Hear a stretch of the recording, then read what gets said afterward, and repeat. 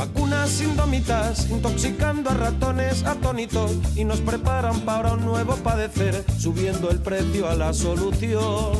Y lógicos para bien de los que apuestan por un futuro peor, porque no les da reparo. Les dedico mi canción. Y tú, cómprate un antihistamínico, vete corriendo a tu...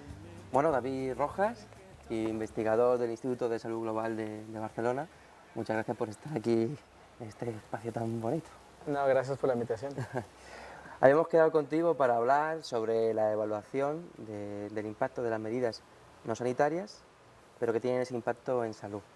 Esto que parece así muy complicado, si te parece, lo vamos a hacer a un tema concreto, que es, por ejemplo, la obligatoriedad del uso del casco en las bicicletas en vía urbana o interurbana, habría que ver. Entonces, si quieres, a raíz de este caso lo vamos viendo. Parece de perogrullo, ¿no? Parece que si yo me pongo un casco me voy a proteger, seguro. Entonces, vamos a ir viendo poco a poco si esto es así o habría que ir matizando un poco más. Entonces, si te parece, a nivel de la bicicleta, ¿no? ¿Qué beneficios puede llegar a tener el uso de la bicicleta? Bueno, la bicicleta en general tiene esta bondad de estimular la actividad física en la población en general. Entonces, si una persona que usualmente viaja, utiliza un modo de transporte, yo estoy pensando como modo de transporte de la bicicleta, no solo como recreo, sino este potencial que tiene la bicicleta de sustituir viajes más sedentarios. Entonces, promocionar la bicicleta en el área urbana para sustituir viajes en transporte pasivo, que podría ser un coche o una moto, tiene la bondad de incrementar la actividad física en la población. Y la actividad física sabemos que tiene muchos impactos buenos para la salud. Hay mucha evidencia que relaciona el incremento de la actividad física con resultados en salud como mortalidad, cáncer, enfermedades cardiovasculares, diabetes, mejoras del sistema inmunológico, y ahí están descritas muchas vías fisiopatológicas que sustentan esta evidencia epidemiológica. Entonces, pensando la bicicleta podría ser una herramienta más para promover la salud y para promocionar la salud en las ciudades, y sería una promoción en una política no sanitaria que tiene implicaciones sanitarias. Vale, tiene sus beneficios, que sería evitar, por ejemplo, muerte o evitar años de enfermedad, pero tiene sus perjuicios.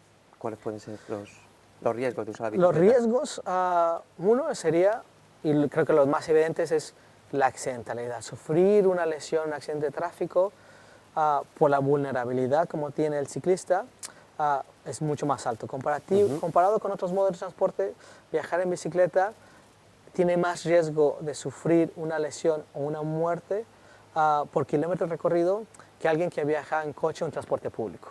Entonces, aquí tendríamos estos beneficios, pero también riesgos. Otro riesgo sería que cuando viajamos en un área urbana, normalmente las áreas urbanas, a veces la calidad del aire no es buena, y al hacer actividad física, como sería andar en bicicleta, inhalamos más aire. Entonces nos podríamos finalmente exponer a mayor concentración de estos contaminantes. Entonces tenemos por un lado un beneficio grande, que sería la actividad física, y dos riesgos, que sería la inhalación de la contaminación o el riesgo de sufrir accidentes de tráfico durante el trayecto o durante el uso de la actividad de la bicicleta.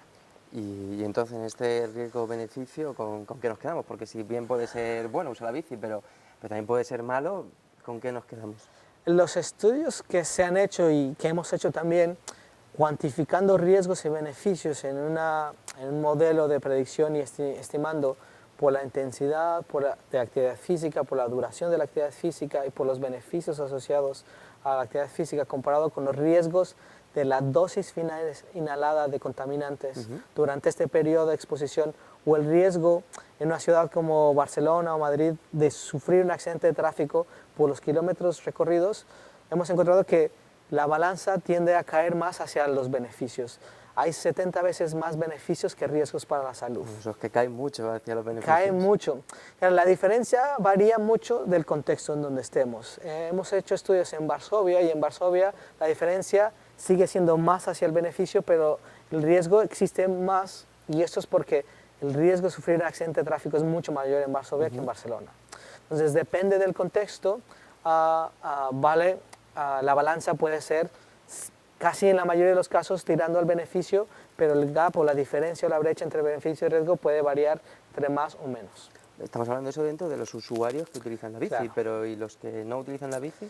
Que tampoco estarían delante de los tubos de escape. Claro, aquí tenemos estos tipos de análisis de riesgo se hacen para los viajeros, para los que deciden hacer el cambio modal. Pero ¿qué pasa? Aquí hay un cobeneficio de la población general. Al sustituir el viaje de coche, estamos dejando de emitir ruido y contaminación del aire. Y estos son beneficios que se producen o se generalizan en toda la población. Estamos mejorando la calidad del aire. Y estos beneficios también los hemos cuantificado, aunque el cambio modal pueda producir una reducción relativamente pequeña de las partículas suspendidas como contaminante, como afecta a toda la población, tenemos beneficios todavía extras añadidos a la sustitución modal. Vale, es decir, que queda claro que el uso de la bicicleta, en riesgo-beneficio, es mucho más beneficioso tanto para los usuarios como para los que nunca van a montar una bicicleta dentro de una ciudad. Así es. Vale. Pues si quieres, te parece, ya hablamos sobre el uso del casco, ¿no? Ya tenemos claro que tenemos que fomentar políticas de salud pública que aumenten el uso de la bicicleta. Pero ahora queremos hacer que ese uso de la bicicleta sea seguro. Entonces, en aquellos países donde se ha obligado que los usuarios tengan que usar el casco para montar en bici, ¿hay muestra de que se haya disminuido la cantidad de accidentes? O sea, el casco sirve, el casco en los ciclistas sirve, tiene una funcionalidad y puede reducir la gravedad de la lesión. Cuando uno sufre el accidente, realmente el casco sirve para reducir la gravedad del traumatismo craneoencefálico y facial, no evita otras lesiones y el casco está ideado para evitar los impactos o reducir los impactos en choques en velocidades menores de 30 km por hora, dependiendo del modelo del casco, pero esto quiere decir no que el ciclista vaya a 30 km, pero si un coche viene a más de 30 km, perdería el efecto de protección del casco. Entonces, tenemos aquí un mensaje que es bueno para la salud, para este tipo de lesiones específicas, pero en un contexto de dinámica del accidente muy específico. Los estudios que han tratado de ver el impacto de una ley de obligatoriedad para el uso de casco, un antes y un después, no han encontrado un cambio en el número de casos de urgencias o de asistencia a urgencias por accidentes en comparado con las regiones en donde está obligado, comparado con las regiones control donde no hay una ley de obligatoriedad. Entonces no se ha visto este beneficio que se esperaba. Indirectamente lo que se ha visto también es que en los lugares donde se ha propuesto la obligatoriedad ha disminuido el uso de la bicicleta como un modo de transporte. Pero David, no ha habido ningún beneficio, bueno, no se ha visto ningún beneficio en el uso del casco, tampoco en menores de 18 años. No hay ninguna evidencia para ningún grupo de edad. Entonces, esta obligatoriedad es para todos los grupos de edad en ciertas regiones y en ningún grupo de edad ha demostrado que logra proteger el número de casos de lesiones o la gravedad de las lesiones. Entonces, ¿esto qué nos dice? Que tal vez el casco funciona, pero el casco funciona en solo un contexto específico y que al crear la obligatoriedad estamos perdiendo oportunidades de atraer ciclistas, nuevos ciclistas a nuestras ciudades.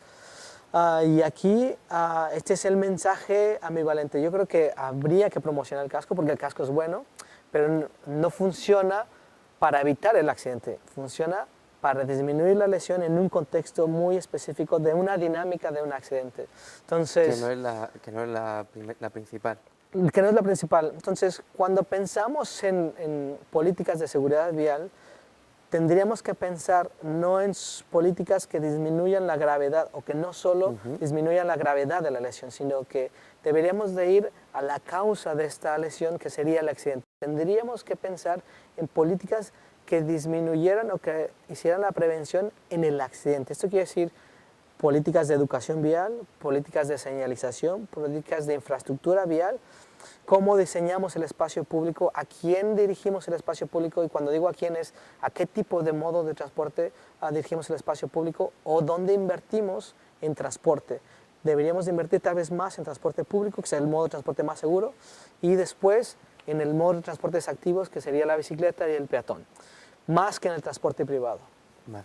Hemos visto algunos aspectos positivos del casco, aunque se han delimitado mucho por el contexto que tenemos, que tenemos urbano, pero hay algunos negativos. Entre los negativos podría ser, por ejemplo, el cambio de comportamiento del usuario, bueno, tanto del usuario como del conductor, por el hecho de utilizar el casco. Sí, hay estudios, uno, que el crear la obligatoriedad reduce el uso de la bicicleta, crea una barrera más para crear más ciclistas, pero hay estudios que han estudiado el comportamiento de los ciclistas que usan cascos comparados con los ciclistas que no usan el casco. Los ciclistas que usan el casco se ha encontrado que asumen más comportamientos de riesgo. Viajan en bicicleta más rápido, tienen menos precaución, y los conductores de coches que viajan y que ven un ciclista con casco, el espacio de seguridad que tienen con el ciclista con casco es menor que con el ciclista que no tiene casco. Entonces, estos son algunos estudios que sugieren, porque no hay muchos estudios que sugieren esta evidencia, solo hay algunos que proponen en esta hipótesis, pero estamos viendo que podría modificar el comportamiento tanto de ciclistas como de conductores. Aún así, yo creo que deberíamos de seguir estimulando y promoviendo el casco entre los ciclistas, porque si se da el caso de sufrir un accidente en el cual podremos estar protegidos por el casco, vamos a obtener este beneficio. Pero aquí estamos hablando de una cosa la promoción y otra cosa la obligatoriedad, claro, ¿no? Entonces, en aquellos países que lo estaba mencionando ya antes, donde sí se ha implantado el que sea obligatorio este uso del casco, ¿qué se ha conseguido más? ¿Usar más el casco o usar menos la bicicleta? Desgraciadamente se ha logrado con menos ciclistas, menos nuevos ciclistas. El impacto que ha tenido en la sociedad es que los potenciales ciclistas ya no utilizan tanto la bicicleta porque la obligatoriedad, no siempre uno trae un casco a la mano y es una barrera para utilizar este modo de transporte. Existen estos sistemas de bicicleta pública que te ofrecen una alternativa más de movilidad en las ciudades. En un momento uno puede elegir tomar la bicicleta, tomar el bus, caminar o tomar el coche, la motocicleta. Pero si necesitas un casco para la bicicleta, igual descartas esta posibilidad y te vas a otras opciones. Si no tuvieras esta obligatoriedad, tal vez considerarías la bicicleta como un modo de transporte competitivo. Pero esto podría ser, no sé, se me ocurre algo parecido al uso del cinturón. Es decir, es posible que el hecho de no usar este casco se deba simplemente a algo coyuntural mientras uno se va acostumbrando a ese uso del casco, ¿o no obedece a esto? Yo creo que hacer la similitud con el cinturón sería un error. El cinturón de seguridad es un implemento o una herramienta que ya está dentro del vehículo, que no es una barrera para no usar el vehículo y que ha mostrado muchos beneficios para la salud cuando ocurre el accidente. Protege mucho más que lo que podría proteger contextualmente el casco en un ciclista. Entonces, aquí yo no entraría en la discusión de comparar el cinturón de seguridad con el casco ciclista.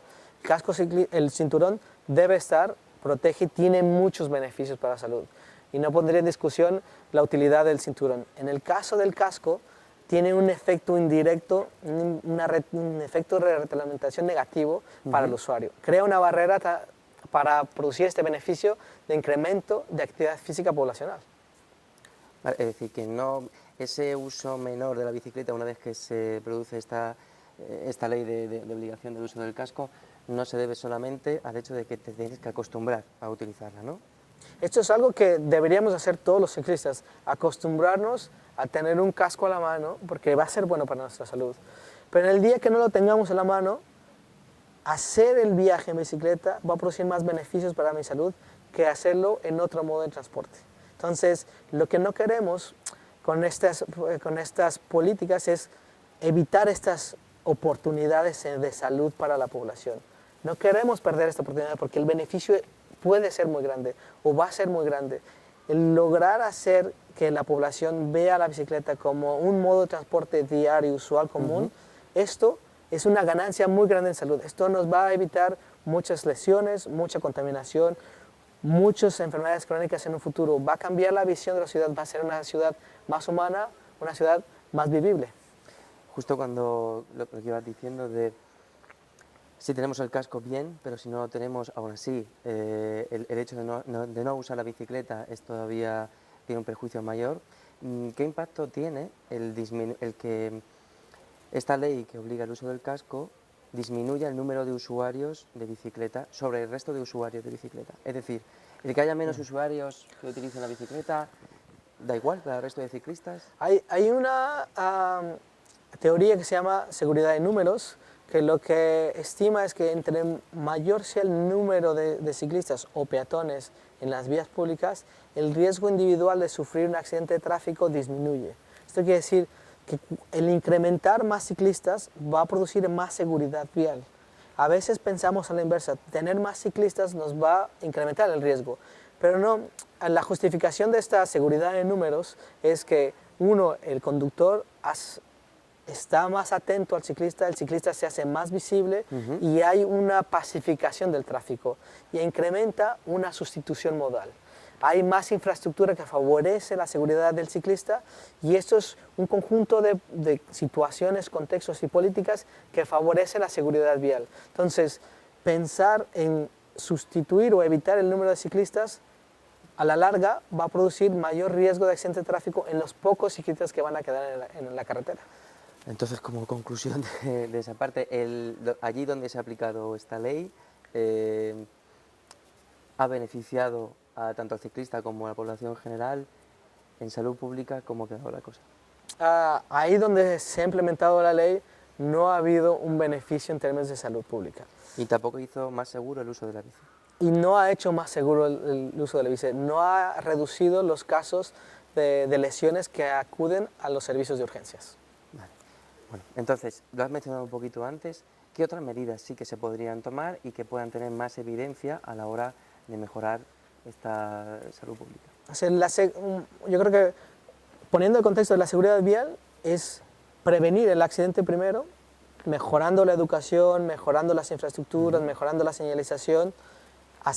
Segundo, incrementando el número de ciclistas, esto va a aplicar esta teoría de la seguridad de números y va a reducir y pacificar el tráfico.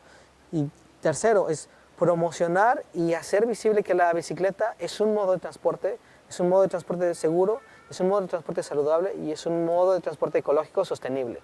Entonces es una opción real que las ciudades tienen que abrirse a la bicicleta, darle más espacio y que podamos convivir con este modo de transporte real y eficiente. Este tipo de leyes podría ser entonces una derivación de la responsabilidad que tiene un ayuntamiento, una diputación o un estado pública con respecto a los individuos, que se la transmite a ellos un poco. Es decir, si queréis estar seguros utilizando la bicicleta, usa el casco. Yo creo que es un mensaje importante. El ciclista debería ser consciente que el casco le va a ayudar. Esto está claro. Pero el gobierno, en este caso el municipio, el ayuntamiento, la ciudad o la región, debería tener campañas de promoción de uso del casco, pero también campañas para promover la bicicleta independientemente si se usa o no el casco, porque podemos ganar mucho en salud si se promociona la bicicleta como un modo de transporte, aunado a políticas que favorezcan esta atracción del usuario. Crear alternativas de que hay carriles bici, que hay zonas 30 de baja velocidad donde el ciclista tiene esta prioridad, crear señalización, crear reglamentación para el ciclista. Todo esto es darle lugar a la bicicleta dentro del contexto o en el ecosistema urbano. Y esto es lo que a veces falta. La bicicleta no en todas las ciudades tiene esta caracterización como modo de transporte. Se puede llevar esto un poco del problema de pensar políticas poblacionales a partir de aspectos individuales. Lo que quieres decir que la responsabilidad individual debería aplicarse al uso del casco. Por ejemplo, no, el hecho de que nosotros para tener una perspectiva poblacional deberíamos pensar también en poblaciones, no solamente en individuos. Claro, esto es un punto crucial, que a veces pensamos de forma individual cuando creamos políticas públicas y tenemos que pensar en el público o en la población general cuando hacemos políticas públicas, porque esto va a afectar al conjunto de la sociedad y tenemos que pensar que estas políticas tienen que estar dirigidas para producir el mayor beneficio en términos poblacionales, no en términos individuales. Antes lo he mencionado un poco, pero también hay muchos estudios que, igual que tú decías, que por ejemplo, ahí donde se ha implementado el uso del casco de forma obligatoria, no ha mejorado realmente la salud poblacional. Hay otros estudios que dicen que sí. Es decir, ¿con cuáles nos quedamos? Porque hay una diversidad de estudios. ¿Con qué? Hay algunos estudios en Australia que son modelos de predicción para decir qué podría pasar con estas leyes. El nivel de usuarios en Australia de las bicicletas es muy bajo. Entonces, el impacto que se estimó en estos modelos de predicción era que el cambio modal no se iba a afectar tanto. El estudio que hace realmente una evaluación cuasi experimental, un antes y después con un grupo control, es una evaluación de la política real, no es una predicción de caso. En el caso de las regiones en Canadá, no encontró cambio. Entonces, aquí son indicadores reales, es un caso real que se hizo seguimiento un antes y un después con grupo control. Yo creo que el modelo de estudio, metodológicamente, es más válido utilizar las conclusiones del estudio canadiense que de los estudios australianos. Es decir, que sí que hay estudios contradictorios, pero que no tienen el mismo peso específico dentro de la evidencia. Claro. Y ya para terminar, ¿sería una forma de mejorar este tipo de medidas o de hacerlas de una forma más coherente el hacer política basada en la evidencia? Es decir, basada en estudios. Claro, y yo creo que el problema que tenemos detrás de estas políticas de obligatoriedad de casco es que aplicamos la percepción de riesgo individual a la creación de la política, pero no creamos la política pensando en qué evidencia existe y que se pueda sustentar esta política en términos de beneficio poblacional. Creo que tendríamos que estimular más que los políticos o los asesores de los políticos crean estos diseños de políticas públicas buscando la evidencia que sustente la validez y la utilidad de estas intervenciones. Pues muchas gracias, David, por estar aquí. Si te parece, nos vamos antes de perder el barco. Perfecto, muchas gracias.